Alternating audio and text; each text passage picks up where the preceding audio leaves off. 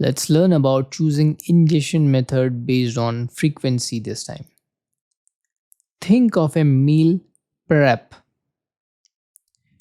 A one-time feast is cooked once.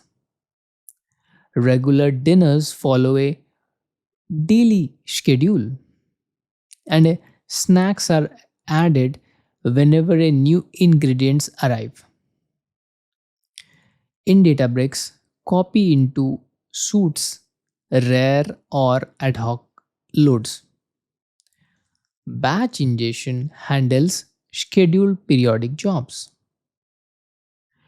Incremental loading captures frequent updates, and streaming ingestion manages continuous flows.